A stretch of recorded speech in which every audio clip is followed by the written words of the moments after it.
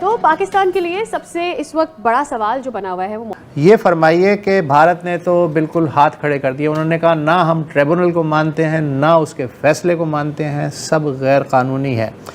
अब पाकिस्तान के पास क्या रास्ता है? अब क्या होगा?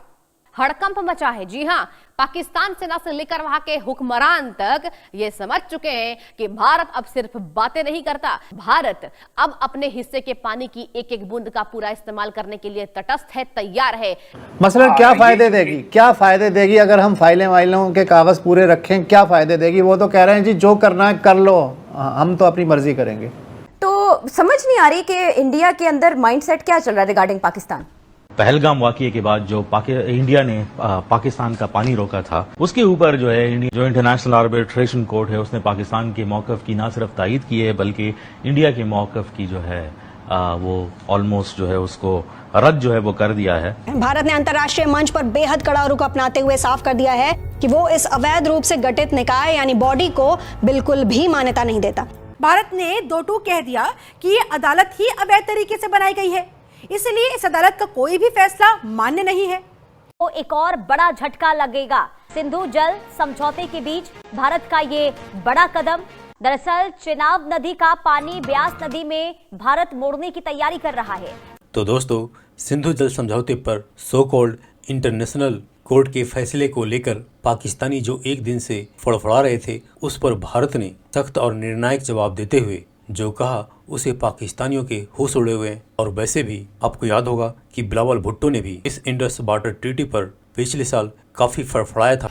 इस दरिया से हमारा पानी बहेगा या उनका खून बहेगा। लेकिन इंडस वाटर ट्रीटी सस्पेंशन को लगभग 1 साल से ऊपर हो चुका है और उसके बाद आज तक बिलावल भुट्टो का इस पर कोई और बयान नहीं आया, क्योंकि भारत ने इंडस वाटर ट्रीटी पर जो एक्शन लिया है वो अपने लीगल राइट में रह के लिया है और इंडस वाटर ट्रीटी के जो नियम है उसके दायरे में ही रह के इंडस वाटर का इस्तेमाल भी कर रहा है। क्योंकि भारत ने यह क्लियर कर दिया है कि पाकिस्तान एक तरफ भारत के खिलाफ जिहाद और जहर की बातें और एक्शन करता रहता है, तो ऐसे में भारत भी अब भाईचारे की बात नहीं करेगा। और इसीलिए जो अभी तक भाईचारे के नाम पे इंडस वाटर ट्रीटी से पाकिस्तान को जो एक्स्ट्रा फायदा दिया जा रहा था, जिसमें पानी के अलावा डेटा शेयर करने का भी जो फैसिलिटी थी, भारत ने उस पर रोक लगा दी है और यही वजह कि पाकिस्तानी बौखलाए हुए हैं।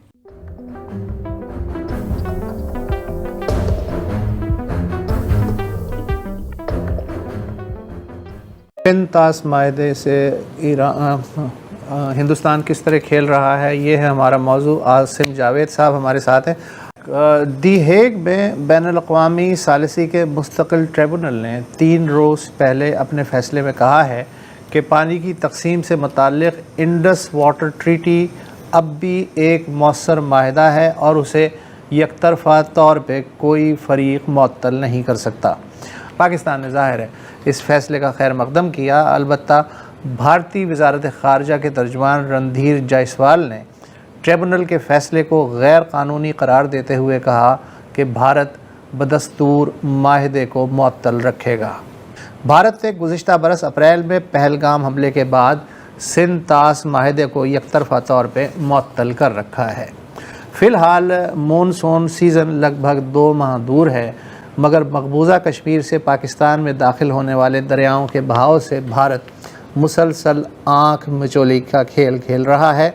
कभी बहाव अचानक बढ़ जाता है तो कभी बहुत कम हो जाता है। पाकिस्तान ना तो इजाफी बहाव को ज़ख़ीरा कर पा रहा है, ना ही कुछ और। शुक्रिया आसिम, आपने हमें ज्वाइन किया। ये फरमाइए कि भारत ने तो बिल्कुल हाथ खड़े कर दिए। उन्होंने कहा ना हम ट्रिब्यूनल को मानते हैं, ना उसके फ़ैसले को मानते हैं, सब गैर कानूनी है। अब पाकिस्तान के पास क्या रास्ता है? राइट नाउ पाकिस्तान के पास जो ऑप्शंस हैं वो पाकिस्तान को एक जजमेंट मिली है। पाकिस्तान को चाहिए इसे इंटरनेशनल इंस्टीट्यूट्स के इंटरनेशनल जजमेंट्स को इस रिकॉर्ड का हिस्सा बनाए। इंडिया की नॉन कंप्लायंस को UN, world bank, OIC different forums पर, सिक्योरिटी के डिफरेंट फोरम्स पर उठाए और हमें एक कंप्लीट पेपर ट्रेल बनानी पड़ेगी। और उसके अलावा मसलन क्या फ़ायदे देगी, क्या फ़ायदे देगी अगर हम फाइलों के कागज़ पूरे रखें? क्या फ़ायदे देगी? वो तो कह रहे हैं जी जो करना है कर लो, हम तो अपनी मर्जी करेंगे, हम सिर्फ फाइलें बनाते रहें। सर ऐसे नहीं हो सकता, जो कर ले ऐसे नहीं होता कि जो कर ले आप कर सकते हो कर लो। फॉर एग्जाम्पल, अगर आप हमें साथ में एक और जो केस बिल्ड करना होगा, it's not about India Pakistan treaty. ये अगर जब आप इंटरनेशनल ट्रीटी साइन करते हो, आप इंटरनेशनल ट्रीटीज को ऐसे नल एंड वाइड नहीं कर सकते, क्योंकि ये एक एग्जाम्पल सेट होती है बाकी मुल्कों के लिए भी। और कोई मुल्क ये नहीं चाहता कि इस तरह की एग्जाम्पल सेट हो, लेकिन हम उसे कितनी अच्छी उसकी पेपर ट्रेल जनरेट कर सकते हैं, कितने डिफरेंट फोरम पर इस पेपर ट्रेल को हम सबमिट कर सकते हैं। और अच्छा, अब तो आसिम, सॉरी मैं आपको इंटरप्ट कर रहा हूँ। मैं आपकी बात से ये समझाऊं कि गिवन योर एक्सपर्टीज, मतलब ज़ाहिर है कि आप कोई लीगल एक्सपर्ट नहीं है, तो लेकिन आप ये कह रहे हैं कि जो सैटेलाइट डेटा है, जो ओपन सोर्स डेटा है, उससे हम अपना जो बयानिया है या हमारा पॉइंट ऑफ व्यू है, हमें उसको सॉलिड तरीके से मुरतब करना चाहिए एविडेंस की बेस पे, और फिर बाकी दुनिया से शेयर करना चाहिए कि इंडिया किस तरह से वायलेट कर रहा है। अगर मैं आपसे ये पूछूं कि जब से इंडिया ने इसको मुअत्तल किया है, तो वो डेटा शेयर नहीं कर रहे, राइट? तो हमारे पास ओपन सोर्स डेटा क्या है, ताकि हम अपना जो पॉइंट ऑफ व्यू है, जो पाकिस्तान का पॉइंट ऑफ व्यू है, हम उसको मुरतब करें और सपोर्ट करें? सर, ओपन सोर्स पे डाटा मौजूद है, लेकिन ओपन सोर्स के डाटा को कहीं ना कहीं ऑथेंटिसिटी चाहिए, और उसके लिए हमें एआई मॉडल्स ट्रेन करने पड़ते हैं। एआई मॉडल्स ट्रेनिंग के लिए हमारे पास वो डाटा अवेलेबल नहीं है। एआई राइट नाउ हमें सबसे पहले वेरी फर्स्ट हमें इंफ्रास्ट्रक्चर बिल्ड करने पड़ेंगे, जिसमें बहुत लंबा टाइम लगेगा। हमें अच्छा, आपने चूंकि कोई ना कोई आपने चूंकि इस पे काम किया हुआ है पिछले एक आध माह में, थोड़ा अब बताएं कि जो आपकी जो फाइंडिंग्स हैं वो क्या बता रही हैं?